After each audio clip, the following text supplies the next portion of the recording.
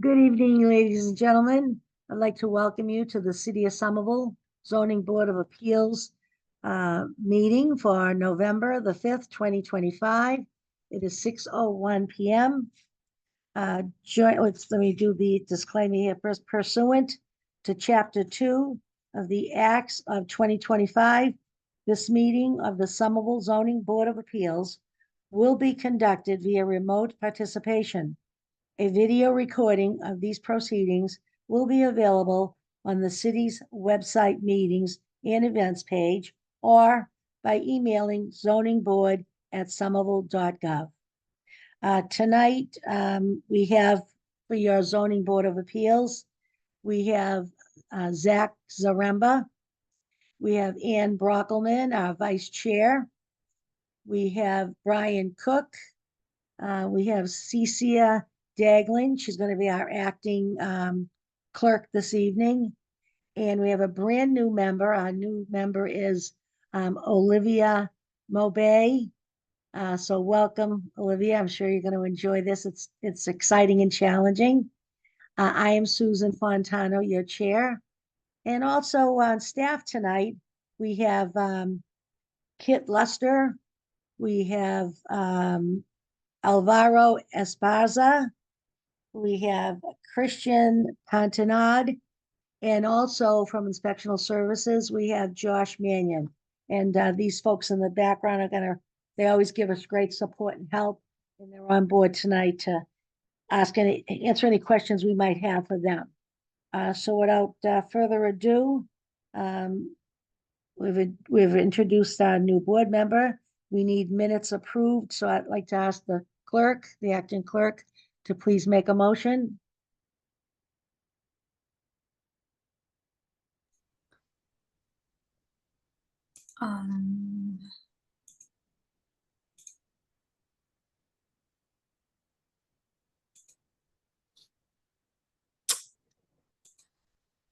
Regarding the minutes for 15th October 2025, I move to approve the meeting minutes. Okay. Can I have a second for October? You said 15th? October 15th, correct. October Second. 15th, yep. Can I have a second? I'm sorry, I missed it. Second. Seconded by Ann Brockelman. All in favor, please say aye as we go around. Brian Cook, Aye.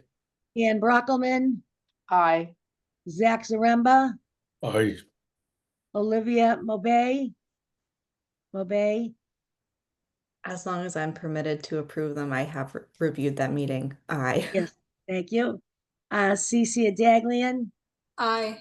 and myself, Ursula Susan Fontana, aye. Let the record show that October 15th was approved unanimously. Motion, please, on October 1st, Cecia. Yes, October 15th, this is for 872 Broadway. I move to approve the meeting minutes. So did we just do the 15th? We did the 15th. Sorry, we're doing them a little backwards. So now you're gonna do the first? Yes. Okay. May I have a second on October 1st minutes? Second. Ann Brockelman, going around, please. Brian Cook, Aye. Ann Brockelman, Aye. Zach Zaremba, Aye. Olivia Mobay. I abstain. Okay. Susan Fontana, Y, and Cecia Daglian. Aye. Let the record show, 5 members in the positive and 1 abstain. So we're gonna do 36 Beacon Street first. So the part you're gonna, am I doing that right? Did I get it right, Kit? This is Kate. Yes. That's what we said we'd go. Okay, so we're gonna do 36 Beacon Street.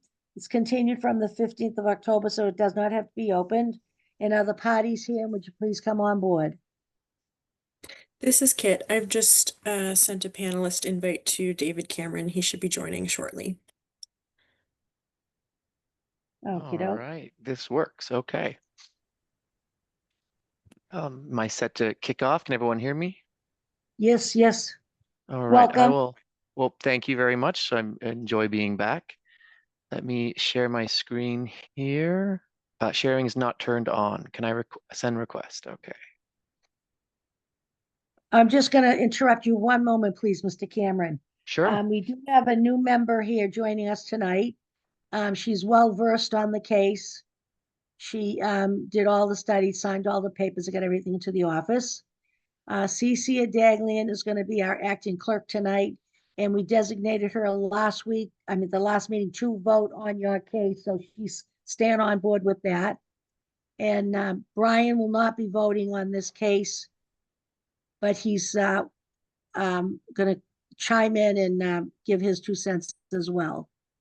So I just want to let everybody know who the players are going to be, and you may go forward, please. Thank you for your patience.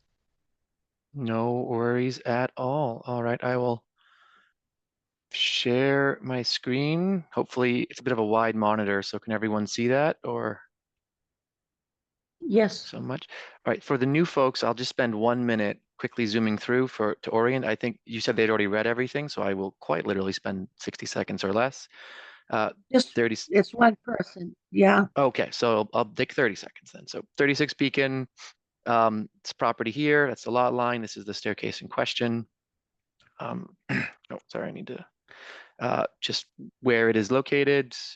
And again, this is a kind of a white existing part of the structure that we'll be building off of. This is an existing picture of the site here. There is an old door. I do not know how, when, or where that came from, but it is there. This is the existing kind of little porch that will be demolished. These are more quick street views. This is the architecturals. You have the stair here, and then we have this kind of little porch piece, which will be up for discussion today. Some structurals, and then we also have kind of the setbacks, and then we also have the materiality here, which will be up for discussion today, so I won't linger on it. And then a site survey if you want to review a stamped alta.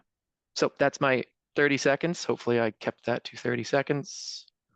So I was hoping first to run through kind of the permeable, impermeable discussion that happened at the end of last week. And I think we kind of left off just wanting more clarification. I'll quickly run through kind of, I went back and looked at all the exact comments and kind of ran through a little narrative here, which I found personally very helpful. And it kind of shows how it was drawn the way it was drawn. Feel free to read it by yourself, but I will quickly read it. So an ISD reviewer, Matt, wrote an existing and proposed lot coverage calculation calculated in accordance with Somerville zoning ordinance 2.4.2.ci will be required. This is it here if you want to read it. Please also include an accompanying dimension site plan that includes materiality. Lot coverage includes the footprint of the structure, any ground story. So it includes the footprint of the structure, any ground story building components, accessory structures, and any paved surfaces on the site. Permeable pavers do count towards lot coverage based on the runoff coefficient from their manufacturer. If one cannot be found, then a 0.33 can be used. Even if a surface, such as the rear concrete walk, directs stormwater to infiltrate on site, it would still be considered lot coverage. And then I kind of quote the zoning ordinance here. I won't read it, but you're welcome to. So we updated applicant response. I updated the drawings to include the all ground story building component footprints and all paved surfaces.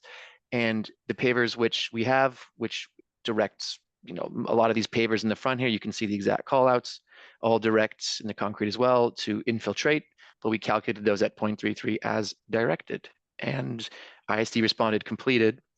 And then when Matt was looking at, I think the zoning document about a month later, wrote the statement that the zoning committee heard last time. Lot has an existing non-conforming lot coverage of 70.4, and the maximum is 65 per 3.2.11.8, which is down here. That's the 65.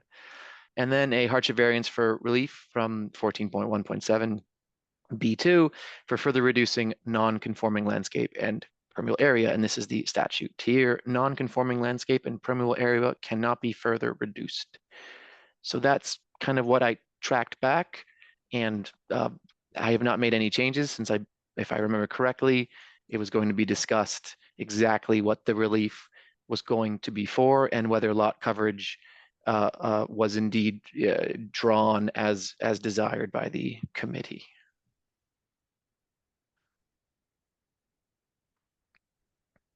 Okay.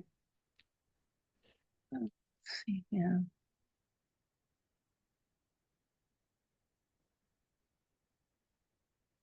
And as the committee thinks on it, feel free to cut me off.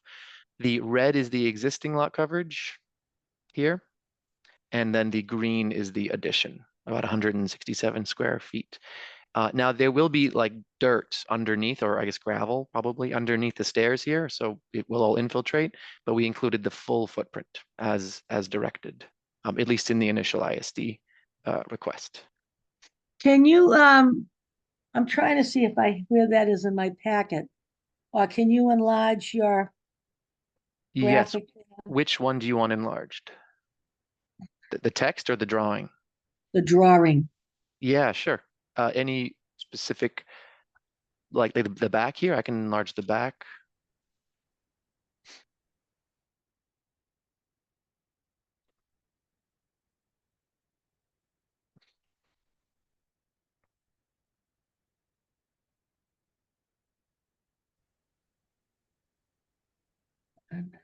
Narrative, And then I can kind of go to the front too, if anyone wants yeah. to see that.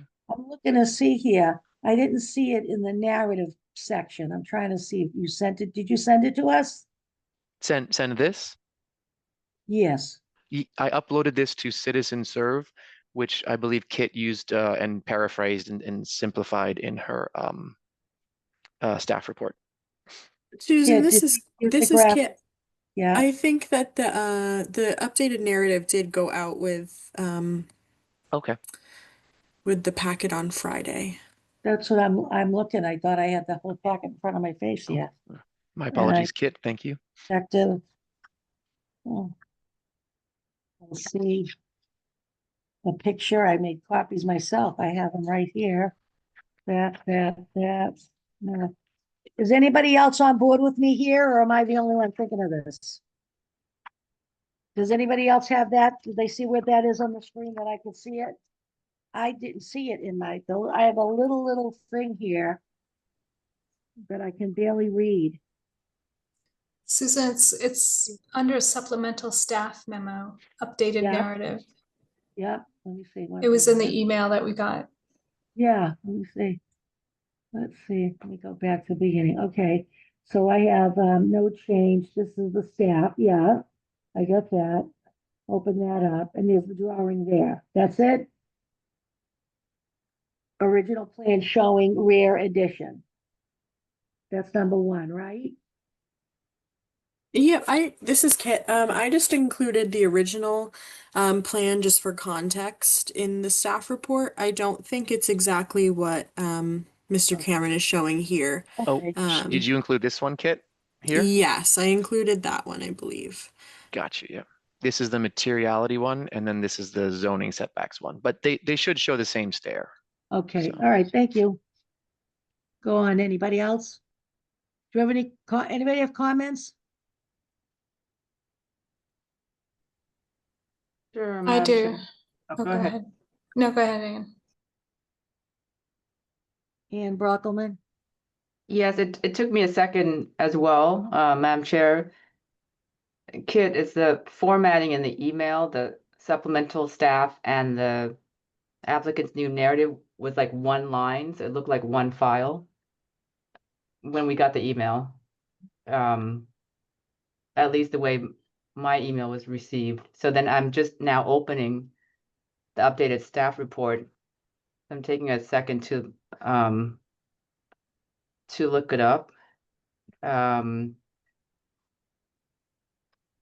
So that's the documents.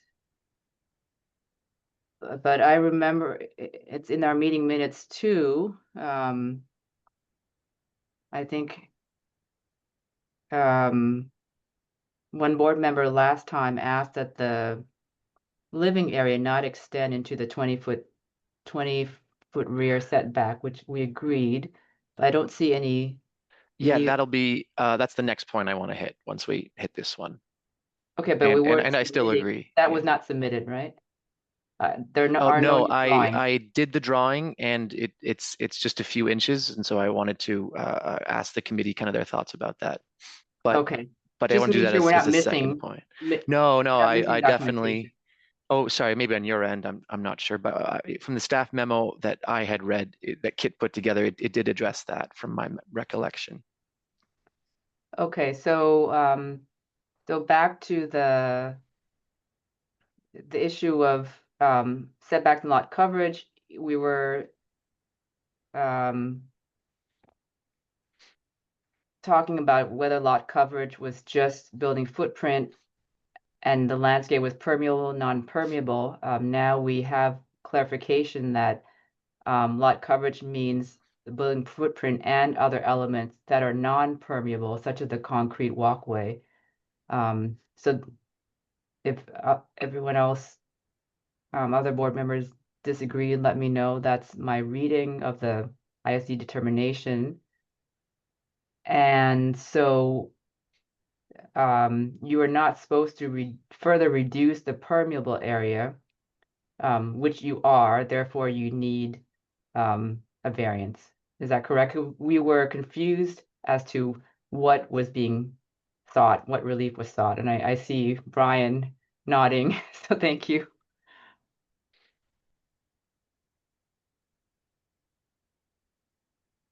But I guess one last point was we were discussing metrics, quantification of the square footage of permeable area that's further reduced. I think it was myself that asked if you had a quantity of that. Do you have that, or it's just asking for relief that, it's slightly reduced?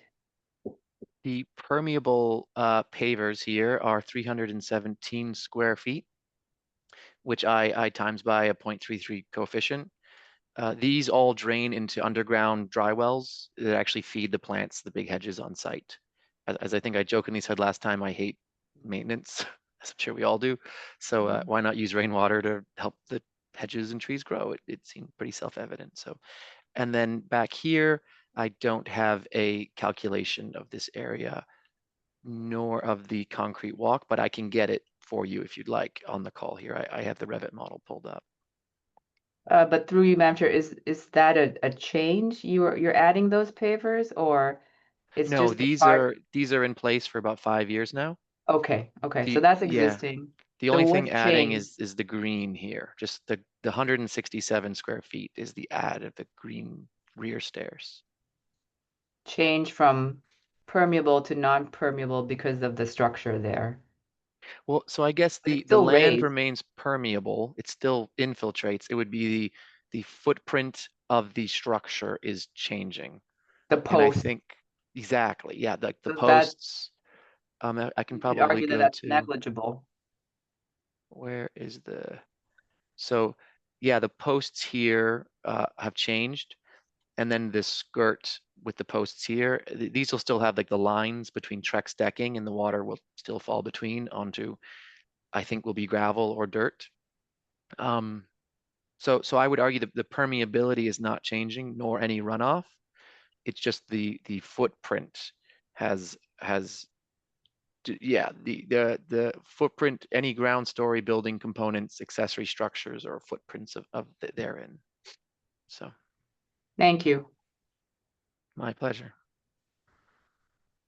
Anybody else? Cece, I believe you had a question or a comment? It had to do with the deck encroaching a setback. Do you want to speak to that, David?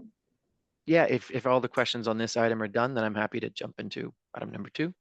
Well, we might jump around, so. Oh, I'm why don't sure. we Yeah, just yeah, go no worries. Happy to do Yeah. that. So this is, I went into Revit and snapped a dimension here. This is the kind of as previously opposed stair with there's the 19.5 and 7 inches, the 10 back. I got just a little blurb here. So when we left off, we thought that this was going to be like 1.5 feet, maybe 2. We were just eyeballing it. And then I pulled it open, snapped it, got some data, and I remain as open and as amenable as before to the committee suggestion. Don't in any way think I'm not. But upon seeing this kind of new information on the 7 inches, wanted to like ask the committee if the 7 inches still remained within the spirit of the hardship request, kind of notably, compared to a potential 3-story stair or a much larger deck space. At least in my personal opinion, that this design remains kind of unobtrusive, respectful, measured, and proportionate to the building codes. Proportionate to the property as much as like the building codes will allow, and that the 7 inches does not impact the rear abutter, which is the parking lot, nor is visible to any of the abutters on the left side or the right side here. Also, redrawing, coordinating, and restamping, as I think folks on this call know, they've worked in architecture with the structural. It's going to take 2-ish weeks and $500 to $1,000, which again we're okay doing. It's just I wanted to bring it up. And of course, a little tiny extra space helps with the tenants who are Somerville residents enjoy with a table there and some kind of enjoy their livelihood. So of course, if the committee determines that it would prefer the design to be modified by the 7 inches, more than happy to comply, but wanted to just bring it up for a chance just for discussion in case there was any hearts that were changed, but if not, happy to comply.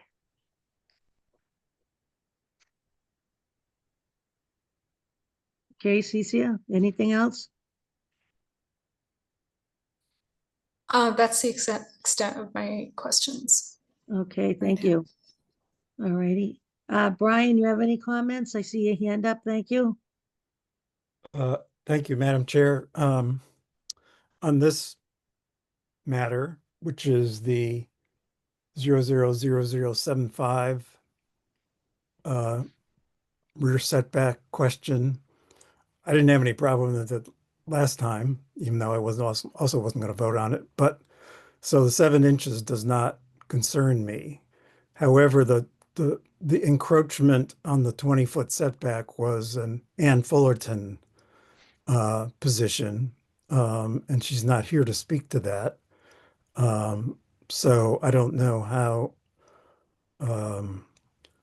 the other members of the board feel about addressing that without Ann present. But I do want to go back, if I may, Please. okay, I'll wait. No, go ahead, Brian. Oh, We can jump around. redirect back to the question of the lot coverage. Yeah, Since, well, let me put it simply. In order to approve the variance that's being requested for the lot coverage, it would seem prudent on the part of the applicant to give us the additional, the change from the existing nonconformity with respect to percentage, because that's the way lot coverage is conveyed in the ordinance. right. So if that's what it is now, Mr. Cameron, as you're showing in the table, it would behoove us to make sure that we're specific about that in how we structure the motion to make a determination on the variance request.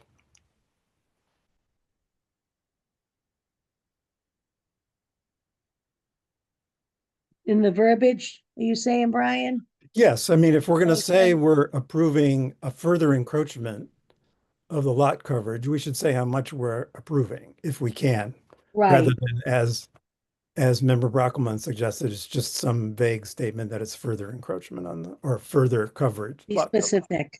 Yeah.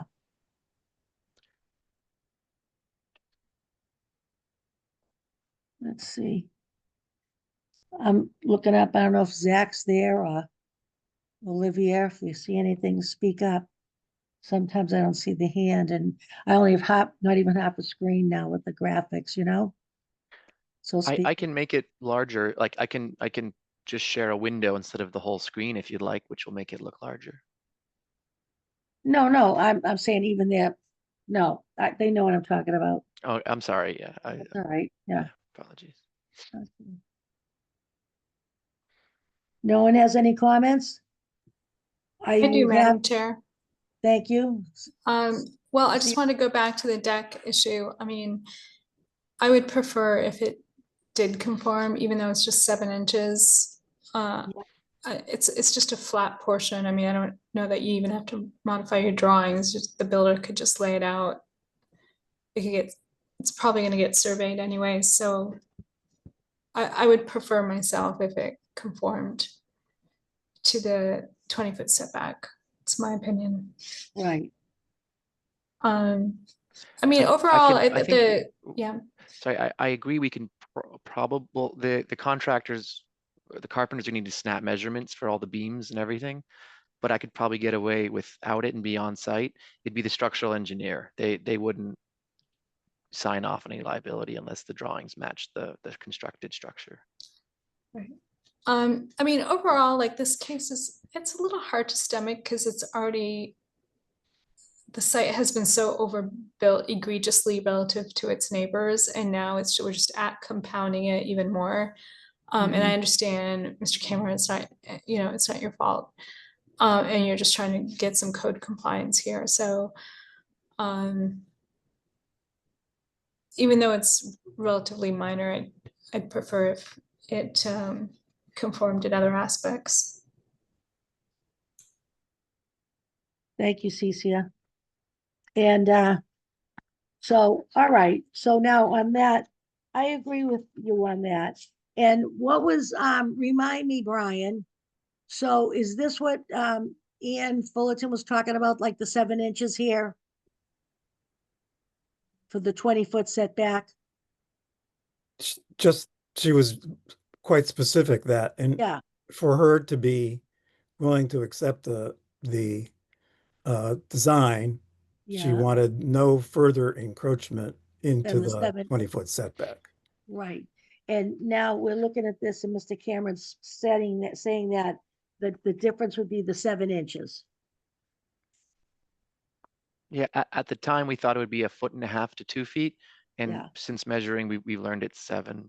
Yeah, that's all Again, right. happy to comply if the committee wants to do so, but wanted to I just think raise it. that's- I think that's what we want to do. So I got Cecia and I've got, it's not yet, but it's good. Okay. Anybody else want to speak to that? So in other words, the design of the back deck would stay the same with a little extra space there that they could put a little chair there or a table. And what is this going to do, this 7 inches? What are you losing with the 7 inches in the design that I'm looking at? Be specific.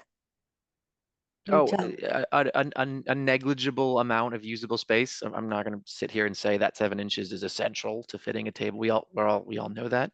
Right, It's more the time and cost to change it as like we're getting into winter, Okay, and all I'm right. not sure I can do it okay, all right, before spring, which is fine, but it's just, if we can save 1,000 here or 500 there from the structural engineer restamping and such, and recoordinating, I learned from my parents, it never hurts to ask. So I thought Yeah, I would that's ask right. to save the time and money, Oh, but you've had this Mhm. property since 2020 correct, yep. and you went up with historic preservation then? And they approved certain things for you then. Did you act on all the things you asked them for permission to do? So the historic commission back then was to do this stair. That was the request back then, which they did approve. Then I think we had this chat last time, COVID hit and the Yeah. university's emptied, which was, had to bridge some cash flows Yeah, there, and then interest okay. rate Yeah, so went you up didn't do the and work, right? correct, I is- did not do the work. Get We them went again, back to right? historical last week. Yeah, yeah. And how'd you make- historical approved it again last week, Good, which we asked them to change it from wood to vinyl. And Yeah, Kit can paraphrase if I'm speaking out of turn, but I think they determined it was not that visible from the public way, and it was Yeah. pretty far back. There was a Okay. little concern that headlights could reflect on vinyl, but I think they determined pretty quickly it was just so far away, it doesn't necessarily matter. and I'm looking at the building, there's a lot of vinyl on it already. On the Vinyl's back, like- yeah, exactly. And they brought that up too, now that you mention it. The back what is they- vinyl. And what's gonna happen there? You're not gonna add any more, are you? No, that is being left unchanged, that existing Because part I of the thought you building. had Yeah. said something about something like that last week and I was just getting confused. Oh, sorry. Yeah. The building skirt. So let me pull this up here. Sorry, the stairs, the skirt on the stair what I would just do it to match. This is the white kind of vinyl that's there. Yeah, yeah, The little skirt here, uh-huh. I would just to match the existing, so. Is that it's gonna be vinyl? Yeah, I was just gonna try to Does- match the existing as white vinyl. The Trex, that you're gonna be using on the rest of the thing, they don't have something for skirting?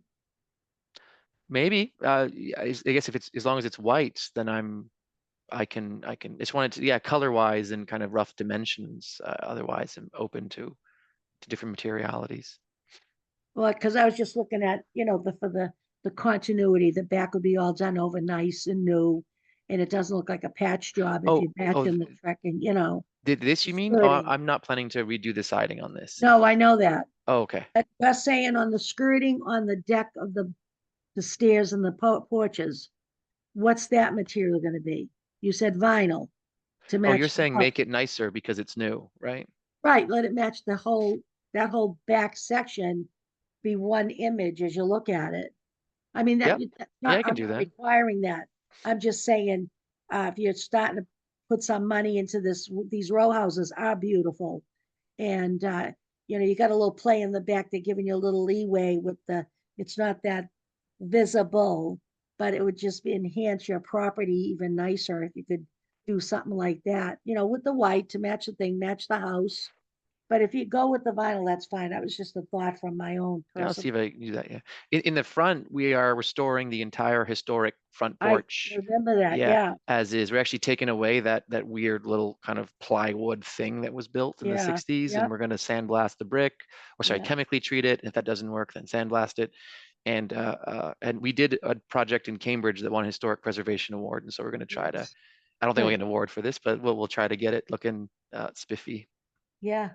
Anybody else here? So now that's the back. That's the 00075, right, Brian? You reminded us? Yes, Variance. yes, that's 0000075. That's 7.5, right? So we all okay with that? We want to go the 7, bring it back to the 7 inches, okay? I see Olivia's hands up. Olivia, you have something you'd like to add, please? Sure. Mr. Cameron, could you go show the same image on the other drawing you have with the surfaces? Sure. Yeah, it hasn't been updated. I'm just hoping to see it again. Yeah, of course. No Thank problems at you. all. And I can split screen it here for you. So, okay, I'm sorry, not this one, the one next to it. Oh, okay, materiality. Got you. Yep. Thank you. Thank you. Is this one showing that those stairs that exist today are considered a impervious surface? So in red, it shows they're not considered an impervious. They're considered an existing ground footprint within Okay. the definition of lot coverage. So yeah, I include those here as an existing ground footprint. Understood. Thank you. No worries. Thank you, Olivia. Cecia, I see your hand up. Yes, I wanted to go over the criteria for the variance so that I can reference it in the motion that's to be made. Okay, If we feel this is a good time to do that. okay, on this, I want to bring up wait a minute, Beacon Street, 1 second. Beacon Street, I want to go right to the front. Madam Chair, Yes, yes. and are Ian we saying Brockleman. that, yes, are we saying that we'll put in the 20-foot requirement as a condition, and then we'll just have staff follow up on it, right? We don't need to see revised drawings Right, for you're expedient. right. Perfect. Okay, 0, 0, 0, okay, I just brought, yes, you got that, Thecia, you understand? Yes. So if you want to go over this section first, we'll be happy to. I was just looking down here on the staff report of October 30th and wheeling all the way down. And there's the new. There's other in red. conditions. Yeah. Does everybody want to weigh in on that and help Cece a little bit today? Well, let me just give my thoughts on it. So criteria one, special circumstances relating to, I would say the shape of the parcel, in that it's a relatively narrow lot and it's been, extended towards the rear, in the past. Yeah. So it does not leave a lot of room to have a stair that is external to the existing footprint. And the adjacent, I would say that the adjacent, lots that are similar do not have that characteristic. Yeah. Criteria two, that litter enforcement of the provision where the subject land or structure is located would involve substantial hardship, financial or otherwise, to the petitioner. I would say the hardship is financial, because we discussed last time putting it internal to the building. It's fairly involved structurally, and also a hardship of having a building that's not conforming to the building code and potentially creating a hazard for its occupants. And then criteria three, a relief could be granted without without causing substantial detriment to the public good. I mean, I think that this parcel is not particularly visible from the public way. That I could use some help with. I think, that it is a little bit detrimental to the neighbor adjacent. Is anybody else have ideas about that one criteria? I was going to suggest the same thing. I don't think it's really substantially visible for anyone besides the immediate neighbors. I Uh-huh. also think it's called out in the memos that they don't see it as having that detriment. I was going to suggest that as well. I don't recall if there was a pushback from the neighbor, or if anyone in the neighborhood was really trying to stop this. Does anyone remember? There Yeah, was, yeah. the only thing that came up that I recall from the neighbors was the flooding, the water Right. Okay. Yeah, leakage. which is not likely to be exacerbated or affected by this structure. It's not even near their basement. So I think if we add that, Yeah. add that detail in along with the lack of visibility, Mhm. I think that would satisfy that. Yeah. Right, yeah.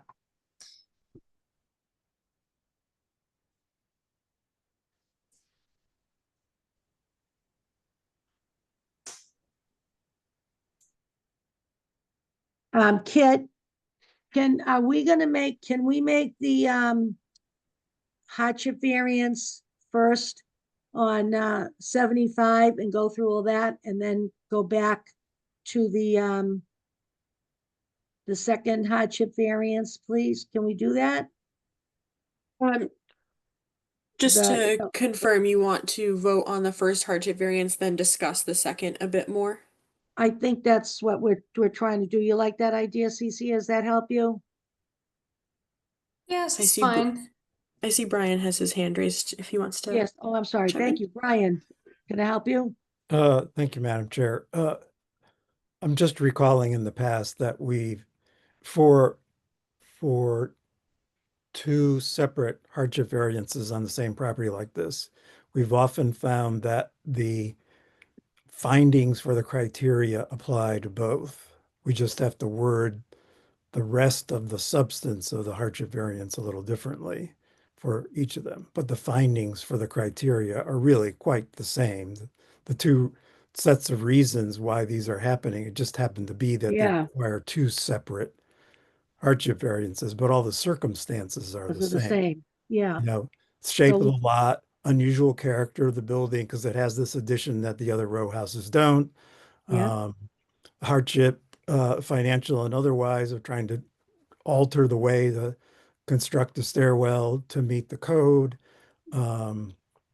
And very little impact on the public good because most of it's not visible from the public way. Mhm. And the other public way is in another jurisdiction. So I think all those findings are applied to both. I agree with you. I just wanted to know, my question with Facicia was what she was comfortable with and making then the one motion and then a second, again, do it. Okay, see, whatever you like to do. That's what I want you to be comfortable.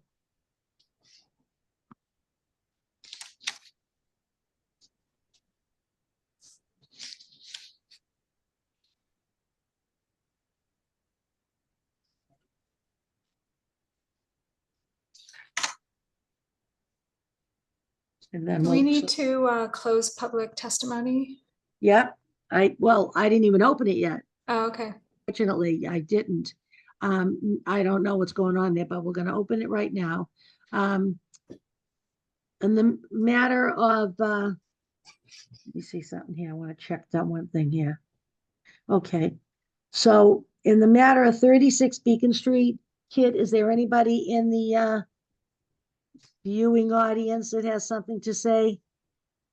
We just had the one or two last meeting. This is Kit. If anyone would like to speak, please raise your hand and you'll be given 2 minutes to do so. Thanks, Kit. I see no hands raised. Okay, so at 6:42, we'll close the public portion of the question and answer period for the public and go back to the board. And we'll then move on now to from 75, we're gonna go to the 84. So what are the comments? Who has comments on?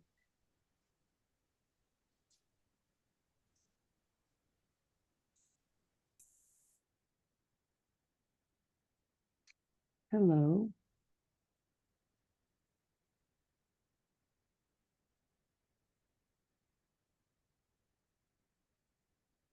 Lot coverage, has everything been answered with that for everybody?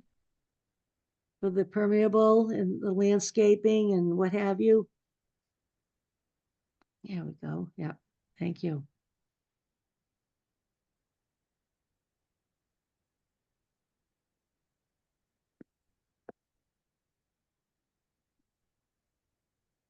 We got taken care of that, Cece, earlier. Zach or Brian, anybody, or do we just move forward what we have now? Madam Chair, this is Brian. Yeah, Just clarify, Mr. Cameron, if you could zoom in on your table again so that we can put in the yeah, motion, measurement. help the clerk that it's additional, not adding to the nonconformance by 6.8%. So you're seeking relief of an additional 6.8% for an existing non-conforming lot coverage. Thank you, Brian.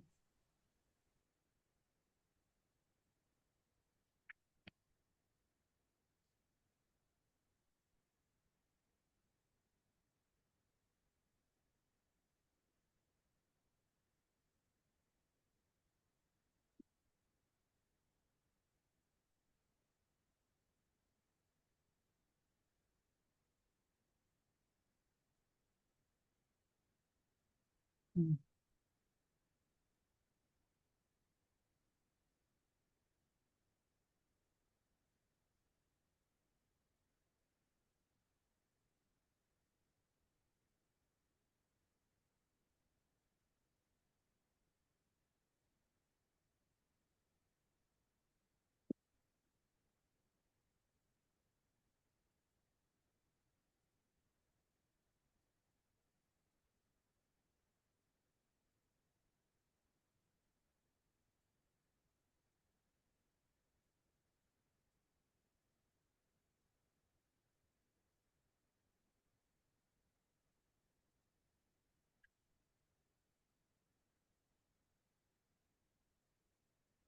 Cece, how you doing? Yeah, are we ready to make a motion? Well, I've asked everybody and nobody else had anything else to say. Yeah. Okay, are we gonna close public testimony? In 1 second, could I ask Mr. Cameron, could you clear the screen, please? Now that, Cece, you got everything, right? Yeah. Okay, So in the matter, we're gonna give the courtesy for the record then. So in the matter of 65, 36 Beacon Street on the hardship variance for, I want to get this right. By flipping around here, I lost my screen. Let's see. Oh. 1 minute, please. I want to get it through. It's 84, isn't it? I'm looking here. Yes, the second one. Thank you. I want to do that. So in the matter of 36 Beacon Street, the review of the lot coverage, is there anybody out there in the virtual reality world that would like to have a last minute comment or a question that you don't feel comfortable with? The answers? This is Kit? Kit. Once again, just raise your hand if you'd like to provide any public comment. You'll be given 2 minutes to speak. And I don't see anyone raising their hand. Okay, fine. So at this time, at 6:47, we will close the public portion of 36 Beacon Street for ZP 25-000084. Thank you. Now we'll open up to the board. Any final comments before we go forward now? Seeing none, we'll go for motions. Cecilia? Okay, so first regarding variance number 75, I move to approve, following public testimony, review the submitted materials, and upon deliberating and finding that all criteria required for issuing a hardship variance as required by the Somerville zoning ordinance have been satisfied. The criteria being that the lot is relatively narrow to typical lots in that neighborhood. The building has already been expanded more than its similar adjacent lots and buildings on those lots, such that there is inadequate room to provide a code required egress stair external to the existing footprint. Criteria being that any other configuration would provide financial hardship for the applicant, and also hardship of not being conforming to the building code and providing for safety of the building occupants should the variance not be granted. And having found that the relief, should it be granted, would not substantially derogate from the intent of the ordinance, would not detract from its neighboring properties enjoying the use of their property. So given those given those criteria being satisfied, I move to approve the variance with the following conditions. First, that the decision be recorded with the Middlesex South Registry of Deeds. Second, a digital copy of the recorded decision stamped by the Middlesex South Registry of Deeds must be submitted to the Planning, Preservation, and Zoning Division for the public record. And third, that a modification be made from the plans that have been filed for this variance, such that the flat portion of the decks at 2 levels not encroach on a 20-foot rear setback. Great. Does anybody else have a comment? I think that's good. Everybody good with that? Thank you.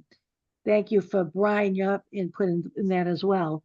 So on that motion, may I please have a second? Second. Seconded by Ann Brockelman. All in favor, please say aye. Not in favor, say nay.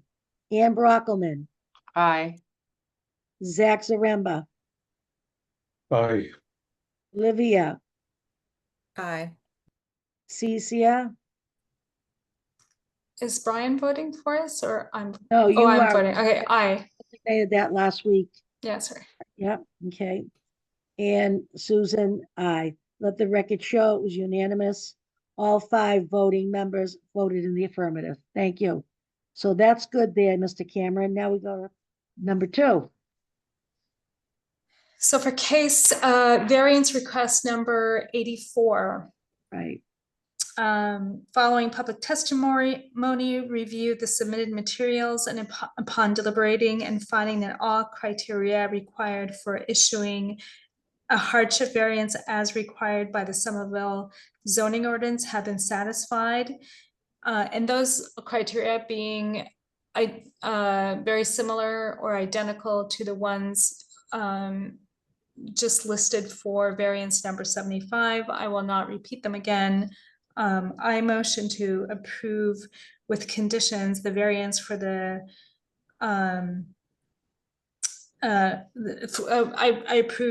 I move to approve with the following conditions. right, And those being, again, that this decision must be recorded with the Middlesex South Registry of Deeds. A digital copy of the recorded decision stamped by the Middlesex South Registry of Deeds must be submitted to the Planning, Preservation, and Zoning Division for the public record. And those are the only 2 decisions for the 2 conditions for variance number 84. right. And did we not want to mention the 20-foot rear setback on this one under the permit for built? Did we say we wanted to do that? I don't think it says relevant because that's really more to do with the construction of the rear egress stairs. Okay, Because great, this is thank more you.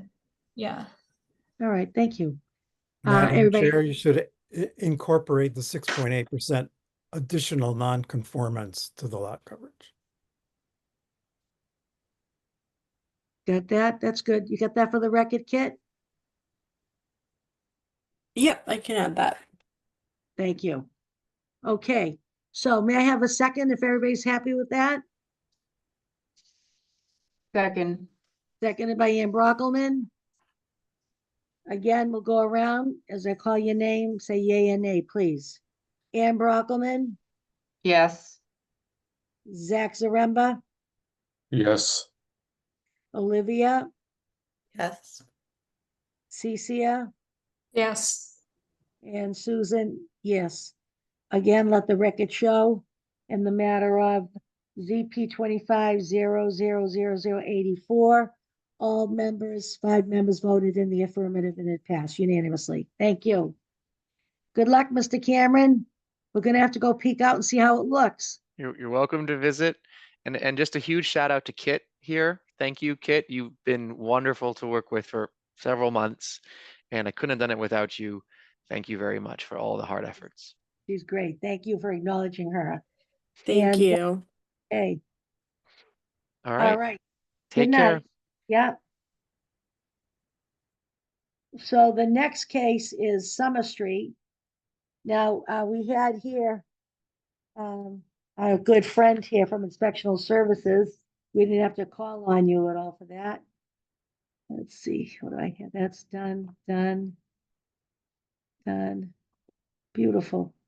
Okay, so here we go. Summer Street, brand new. So if you would be so kind, is everybody here for Summer Street? Kit, Should I open the case, Madam Chair? I want to make sure everybody's here first. Everybody here? Yep, I'm people that- promoting the applicant to panelist. Okay.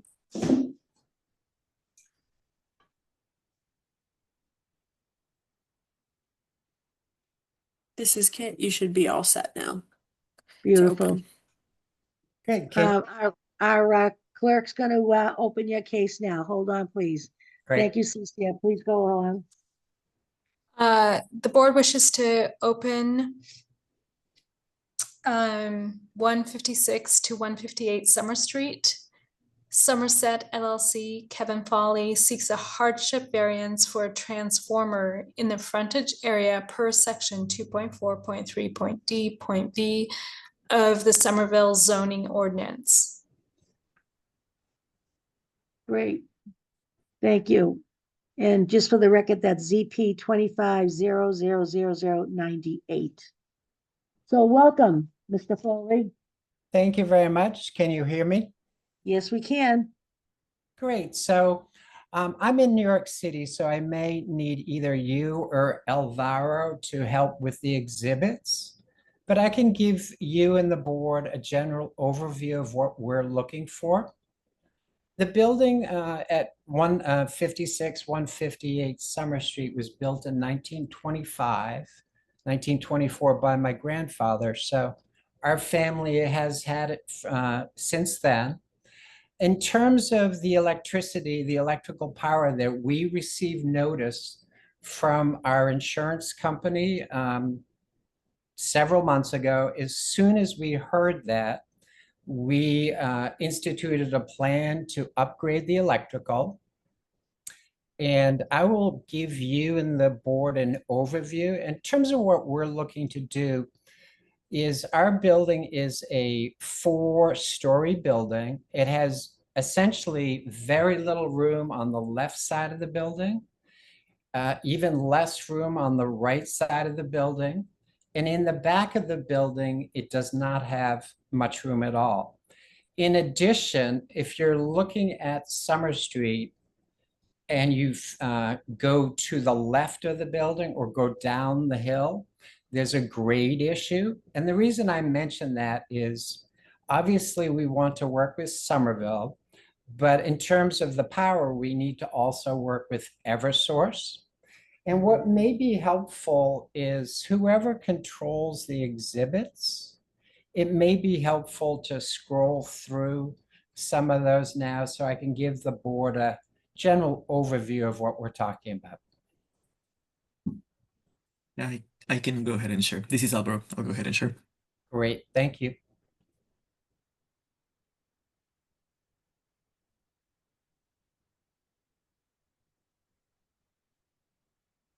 All right, why don't you scroll through? We'll come back to this one. I think probably what's helpful is I'll stop there. This is a schematic of the building. The first upper portion shows essentially looking down at the building. And left of the building, there's maybe only 5-6 feet of property. On the right side, it's even tighter, so it might be 4 or 5 feet. On the left, in the back of the building, it's also very tight. And there's a grade issue. So as you go from right to left, the property falls off. So if you're looking at the left edge of the building, there's a retaining wall, maybe 5-7 feet off this left edge. The reason I mention that is Eversource will not allow any transformer on site when there is a grade issue like that. So what we'd like to do, and we'll go through more pictures, but this is probably the most helpful one. What we're trying to do, obviously, we have to upgrade the electrical. We have been notified by our insurance company that on or around January 1, 2026, we need to upgrade the electrical and put in a new transformer and then switch over the wires internally. If we do not, we will lose insurance. The building would not be able to be insured. In addition, if the building is not able to be insured, we risk losing our mortgage. And obviously losing our mortgage could cause bankruptcy. So there are 2 financial hardships there, one relating to insurance and the consequential damages that could relate to that, and then financial bankruptcy. In terms of the other hardships is we obviously would want to and need to work with both you and Eversource. So Somerville, I think the intent of this regulation is so that generally new buildings or where possible, the city would not like to see transformers. And obviously we understand that. We first looked at this, and if you're looking at the right side of the building in the front, so the provision in Somerville tries to not have transformers in the front of the building. Unfortunately, the only place we can put a transformer is in the front of the building. And when we first talked with Eversource, when we first spoke with our internal electrical engineers, if you look at the upper portion of this drawing, where you see on the right side the word shrubs, that's where we originally envisioned maybe putting the transformer. But the problem there is both in terms of Somerville and in terms of Eversource, it did not meet either requirement, the city's requirements nor Eversource. When we dug in a little deeper, we have come up with what we think is the one site that would work. And we're hoping that it parallels and tries to really meet the intent, the spirit of what Somerville is trying to do here. If you could, we have some more pictures in the front of the building. Alvaro, so if you could scroll to those pictures. Yes, give me 1 second. I'll have to reshare my screen. Sure.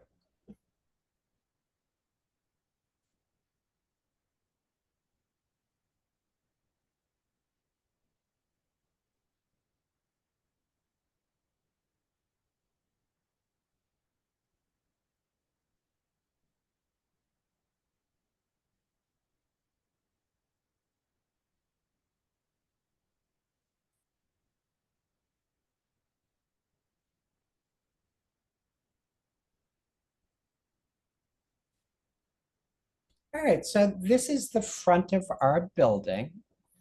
And our new electrical room will be on the right side of the building in the basement. And if you envision this building, I showed the schematic, it's essentially an H. So you can see on this side of it, you have the left side of the building, essentially the crossover member of what would be the H, and then the left side. So you can see that the right side of the building is fairly well landscaped. Wherever we can, we would like to maintain those shrubs. And essentially where we envision putting the new transformer, it's hard to see in this picture, but if we may have another one, but I'll describe it. Going from right to left on the right side of the building, you obviously have a nice group of shrubs on the outer edge. And then you have a large shrub on the right, a medium-sized big one in the middle, and then a fairly good size one on the left. There's one other shrub as you go in deep, and I think there's even one more. We envisioned essentially, as you turn this corner, one or more of those evergreen shrubs, they're used, we will take it out. But once we put the transformer, we would essentially try to do as much landscaping. So essentially, what you would see is what you see now. There obviously would be a transformer. It's green. We would try to make it blend in as best as we can. So I think you understand what we're trying to do. We're trying to live within the spirit of what Somerville requires. We have strict requirements according to Eversource. So our hardship is both financial, it's insurance. We also have hardships in terms of the site. And so what we would like to do is, if you have any questions, we're more than happy to address those. But we're at the stage where we need to get this done immediately. We appreciate any and all consideration that the city can give us. The design has all been done. Eversource is okay with the location. And I think this one location would really be the best match for everyone concerned. So I'll open it up to questions, and we're happy to work with the city of Somerville and the zoning board. Thank you very much. At this time, we'd like to open up the public portion of the meeting. Kit, could you take care of that, please?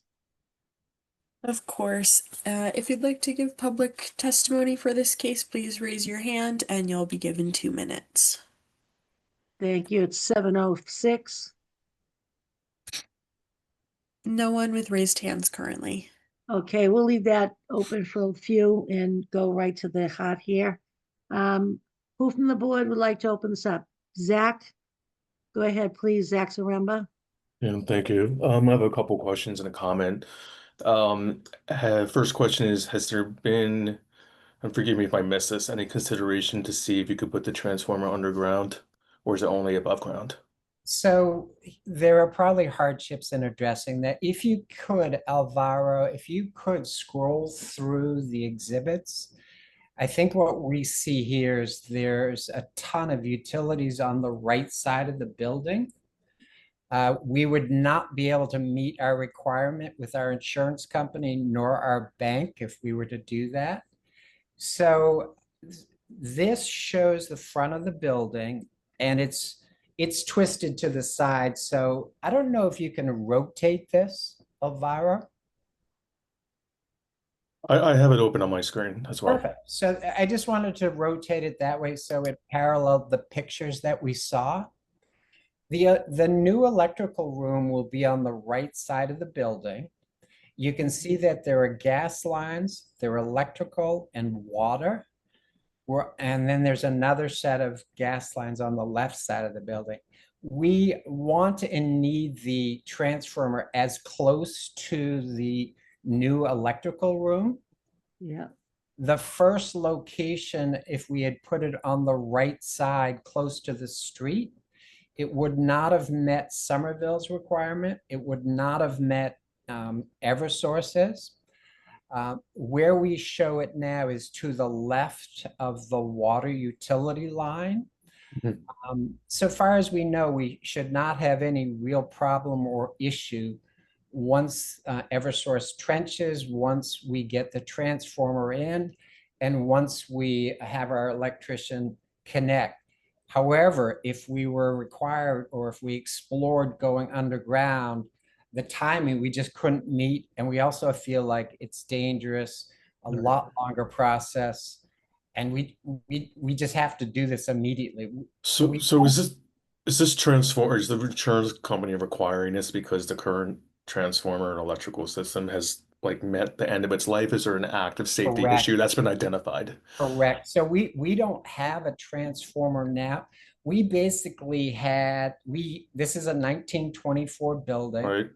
I don't know the upgrades over time, but we recently moved away from fuse boxes. So we now have breaker panels.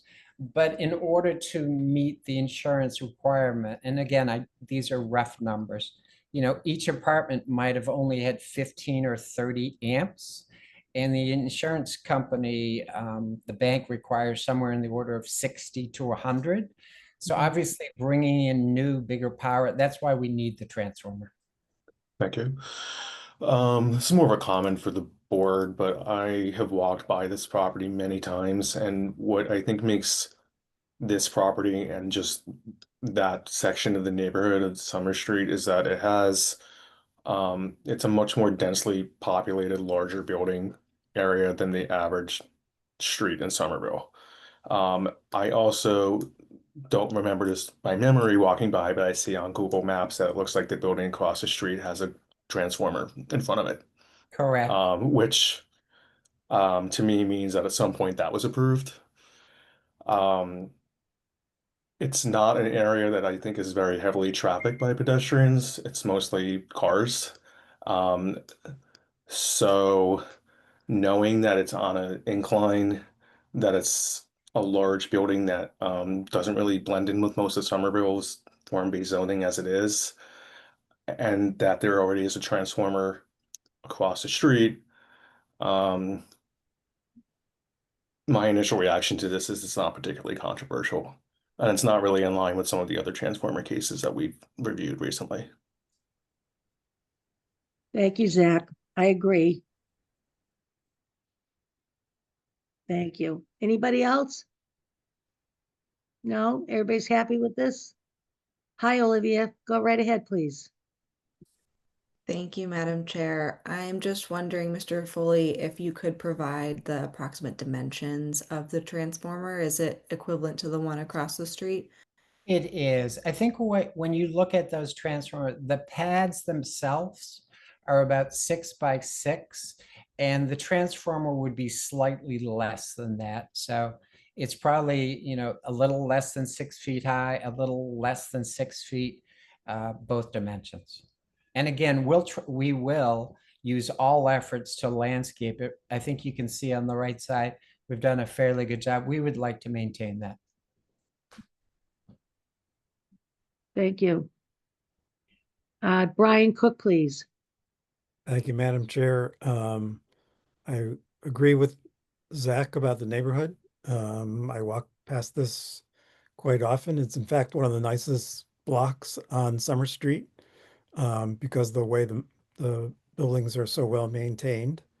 I don't have any objection to the hardship request at all. The criteria are easily met. The shape of the lot, the unusual character and shape of the building, the restrictions around the building lot, the requirements of the regulated utility and its demands, as well as the insurance company and the requirements for upgrade, meet criterion 1, criterion 2, clearly financial hardship if the variance is not granted, the relief is not granted. And third criterion, the applicant is making considerable effort to reduce to minimal impact on the public good and no derogation of the ordinance and its requirements. Excellent. Thank you, Brian. Yes, Ann Brockelman, A few questions, Madam Chair. please do. You'll need to put a concrete pad under the transformer, We will. and the dimensions of that, I wonder if you're being optimistic in the spacing of the shrubbery. And what is the clearance in front of the transformer also? Usually their utility companies are pretty rigid about the clearance approach, which is why the one across the street has nothing screening it, I suspect. So I just wonder if you're sure you can actually put trees right next to them and in front of it. We will not be able to put shrubs in front of it. We would be able to put them left and right of them. So it's unfortunate. We obviously don't have any other option. We've worked with Eversource. They are fine with this. They're planning to move ahead with it. It's really our only option. We will do the best we can left and right of putting shrubs in. So essentially, the green box, the green element of the transformer will blend in with the adjacent shrubs. So across the street, right, just looking at the Google Street View, it looks like a foot pad around the box. Yeah. And then you give a bit of space and then the tree next to it. So you'll do your best, but it's not going to quite be hidden or blended in. Yeah, we're going to do our very best. I think what you find with the yews or the evergreens over time, they grow and they can be sculpted. If you look at our front hedges, I mean, I think we do a good job. And so obviously we know the intent. This may take a year or two to really blend in, but we're happy to do whatever we can to make it as best as possible. Thank you. I have a question, Mr. Foley. What is the distance between the building and the walkway? That space where the greens are going to go and all that. Do you know what the dimensions are there? I think the total dimension is in the order of 10 to 12 feet. So the transformer will come close to the walkway. The transformer really is hardly ever used. So Eversource does not have a problem where we want to put it. We will meet all the requirements that Eversource has. And our goal is to, do whatever we can to make the shrubs soften the effect. How soon do they want to get going on this? We have to do it immediately because I know that at some point, whether it's Somerville or Eversource, there would be we have to deal with the freeze in the street. So we want to move ASAP. Okay, and I see Alvaro, you're the case worker on this? Yes. And do you have in the packet any place a letter from Eversource that's saying they are approving this? I do not. We do not. Do you, Mr. Foley? So here's what we need. This is sort of a chicken and egg issue. They have gone ahead knowing this is an emergency. I don't know if they felt comfortable filing for a permit until we got it approved. I couldn't file a application until it got approved. You guys were the first one I've gone through. We went to Somerville, I think early September. So we just found out about this stage of it. So I apologize. I thought we were doing the exact right thing. And so you Right. obviously reach out to Alvaro. We've done whatever we can to help in the process. Well, just for the record, hardship variances come to us first now because of other things in past projects over the years. Everybody's doing everything. There's hardship variance. They come to us for that. Yeah. And we don't approve it. So it's a financial thing. So I understand you're coming to us first, but here's my reason I mentioned this only to you is that we've had cases in front of us that Eversource goes out and they say, we're going underground. We approve that. They start building. No, we have to go in the back. We wait on that. We can't go in the back. We have to go on the side. You go on the side, they can't get up the ramp. So what I want to know from Alvaro, who's your case worker, and Kit's listening in, is that we approved this tonight with the plans you have. Everybody's all in good faith and happy. What happens when Eversource goes out there and they have a problem? Do we stop work order? Where is our inspectional services? Where are you, sir? Mr. Josh? So I'm So I want just jump in a little. no, Mr. Eversource. Wait a minute. Okay. Josh, are you listening to what I said? And why I said it, you know? Yes, Madam Chair. And Alvaro, you know what I'm saying. I want to protect Mr. Foley as much as we can and protect the city of Somerville. So we go and approve this today. What happens if either of you can answer this?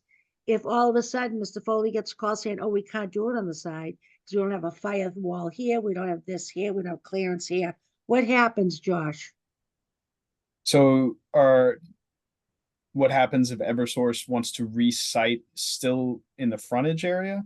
Right. Depending on the structure of of this board's approval or not,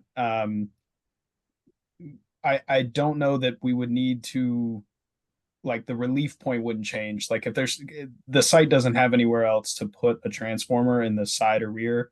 So reciting the transformer, the frontage, the relief would remain the same. You're still seeking relief Okay. from Yep. that specific section. We would, I think, want a revised site plan demonstrating the new location of the transformer and that the Yep. transformer situs complies with the screening requirement in 10.7.4. 10.7.4B is a ground mounted ground mounted screening section that basically stipulates that any mechanical equipment that's visible from a public thoroughfare must be screened by materials, landscaping that are compatible with the site. So for ISD's portion of this, under the electrical permit, which would be reviewed by our electrical team and routed to me for comment, or the zoning team for comment, we would just ensure that condition is added to that permit. But I don't know if this is an analogous case to some of the other cases that have been before this board that I am familiar with.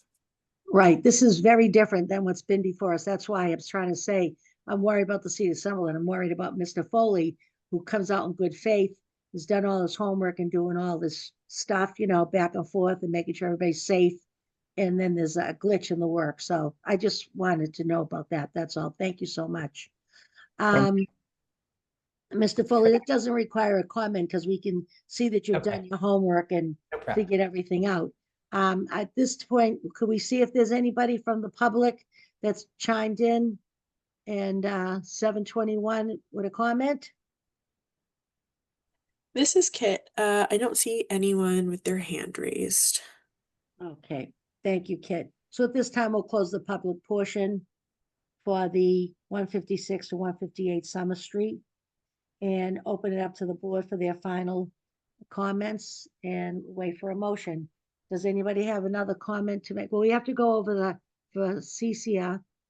Yes, your hand is up, Cecia. Please speak. Yeah, I just want to clarify the site plan portion of it. Yeah, We're just generally approving the transformer in the frontage. The site plan we have is really just you know, sort of like a napkin sketch, right? It's not particularly accurate. So if in the process of installing it, it gets moved elsewhere in the frontage, we're sort of blanket approving that as well. I just want to confirm that that's the intention. Could I make a comment? yeah, So the site plan, in terms of the shrubs, that is schematic. I did that to help the board, but the actual plan is exact. That's where we plan to put it. So the shrubs, it was, you know, I could obviously dress this up where the existing shrubs are. But I think what I don't know is I may have to take out one, I may have to take two out. Those are old yews. So in some ways, it's a good thing. Whatever we take out will be replaced by younger, more hardy stock. And we know the intent of the board, we know the intent of the regulation, but that site is exact where we plan to put it. Yeah, it just I just get a little bit dubious with Eversource that the team that actually goes to install it says, oh, we're gonna move it somewhere else because of XYZ. Like I've typically seen that they don't like to park transformers next to buildings because of fireproofing, blast proofing issues. And I don't know, we'll see where if it actually gets installed there. Here, we don't have a choice. We've been working with Eversource now for about 2.5 months and Somerville, so it's highly unlikely that it will get moved, but I understand your concerns. No, if they move it anywhere, it'll be like right next to the sidewalk. And we don't intend that because that was the first site that we looked at. okay. Are you okay, Cecia? All right. So does anybody else have any other comments? Seeing no hands or anybody, and we're gonna give it to Cecia. Yeah. Oh, Olivia Yes. has her hand up. Sorry, sorry. just thank you. One clarifying question. When you say the plan shows it specifically, that is the marked up plan that shows the utility lines also indicates where the transformer is intended to be, correct, Mr. Foley? And yes, there's a cleaner print that does not show the utilities. So if you could, Alvaro, show that one. The last screen, I just highlighted the utilities. There's a Yeah. cleaner version that shows where the transformer in the exact same location.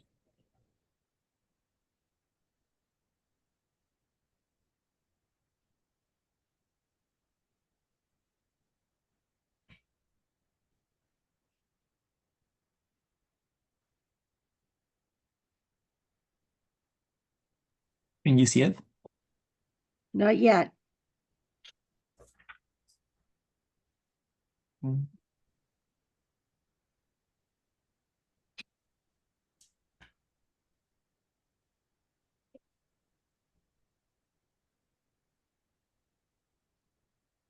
There it is. Yeah, yep. So this is the exact same plan, and we just don't show the other utility lines. That's helpful. Thank you. Yep. We do not have that in our packet, do we? Yes, you do. Um, You should. No, I I didn't think that see on the package that I sent on Friday, no, I just submitted the one with the utilities, but I'm happy to send it to Kit so it can be also sent to the board.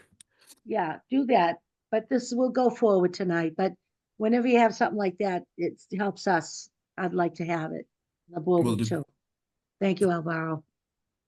Okay, so, Olivia, you all set with that now? Good. And Cece, you all set with your questions?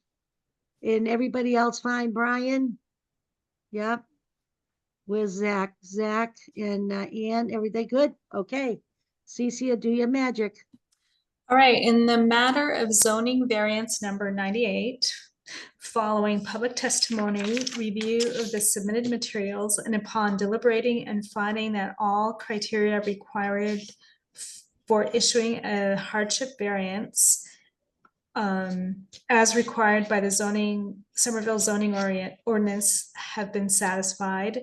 Those criteria being number one, that the special circumstances relating to the shape or the unusual character of the existing structure such that the existing structure really occupies most of the lot, leaving very little setback in the sides and the rear.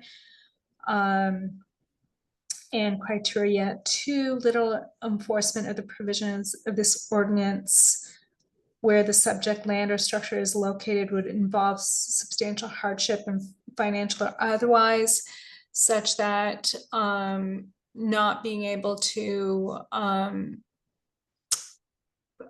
install a transformer in the front yard setback would create considerable hardship for the owner, financial and otherwise.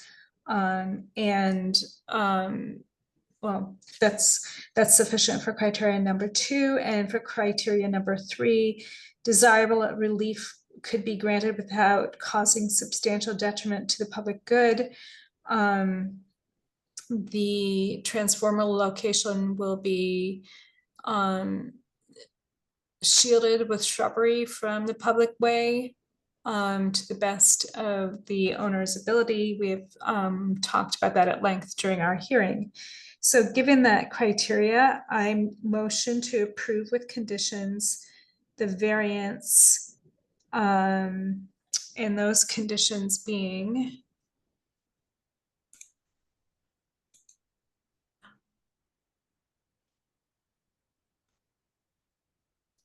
this decision must be recorded with the Middlesex South Registry of Deeds. A digital copy of the recorded decision stamped by the Middlesex South Registry of Deeds must be submitted to the Planning, Preservation, and Zoning Division for the public record. Great. Thank you. May I have a second on the motion? Second. Seconded by Zach Zaremba. All in favor as we go around, please say aye. Brian Cook, I should have announced this before. Brian, you're voting on this, and Cece voted on the last because we have our full membership now, and these are our alternates. We have somebody out tonight. So without further ado, Ann Brockelman, Aye. Zach Zaremba, Aye. Olivia, Aye. Brian, Aye. and Susan. Aye. Let the record show all 5 members voting in the affirmative. Motion passed. Thank you very much. Good luck, Mr. Foley. We'll be spying out. Make sure they're doing the right thing. Put your sound on. Your sound's not on. There Sorry you go. about that. Thank you very much. I appreciate it. We'll do everything that we said tonight. Really appreciate your help. I'm sure you will. Thank you. Take care. Have a good night. Thanks a lot. Bye-bye. Okay. Bye-bye. Okay, now let's see. So Josh, thank you so much for coming in tonight and talking with us. Look No forward to problem at all. maybe Thank you getting for having me, again. Madam Chair. Feel free to extend the, or I'm happy to join anytime, that some further explanation is needed. I know it's a little difficult to parse all the interlocking zoning standards in our code. So, anytime. Well, it's very helpful. It educates us as well, so we can understand and explain things even better to the applicants sometimes, you know. And Yeah. I hope that little teeth start coming in so you get some sleep nights, huh? Yeah, thank you. And I should I think I hear some dinner time happening back from- there. Some Good. All patches. right. So Well, take care. but no, you. thanks so much. And yeah, you guys have a good night. Good night. And I want to say hi to Alvaro. You did very well tonight, Alvaro. Thank you so much. We know you're Thank you. newbies. We don't want to beat you up too much, you newbies, you know. Hope to see you again soon. All right. Thank you. Have a As good night, all. always, you're a good girl, Kit. Efficient, I should say. Is a good planner. Excuse me. And I'm glad we got everybody here tonight. Zach, Olivia, I hope you enjoyed tonight. Had a Look great forward to time. participating, and don't ever feel shy to ask something, you know. We all gotta speak up. There's no, what's that expression, Brian? You might remember it. There's no stupid question or something like that. What is that about? Do you know? I gotta look that up. Go ahead, Cece. What are you laughing at? No, it's just funny. It's just funny. Thank you. Good job tonight, girl. Kind of tricky. A lot of tongue twisting there. A little bit more practice would make it better. Well, you did great. I Now, don't I mind don't- more practice. No, you did really good. Thank you. And Brian, you do the same thing. You two must be going to the same night school for this stuff. And listen, where's Zach? Zach, when you gonna be our clerk? You want to volunteer for some week ahead? We need somebody for the next I meeting. mean, if there's a gun to my head, I'll do it. You want to try next time? All right. Good. When is the Um, next? Let me just make sure I'm available for Yeah, next take a week. I look don't even at know We what will it is. not have a meeting on November 19th since nothing was continued tonight. And no legal ads came in, so we will reconvene on December 3rd. I would be more available for the 17th. There's a chance I might not be here on the 3rd. So can I volunteer for the 17th now? Of December. Yes. Yeah. So in the 3rd, anybody available? Will you guys think it over and send me an email? All right. Yeah. Okay. I want to say hi to Olivia and welcome again. Welcome on board.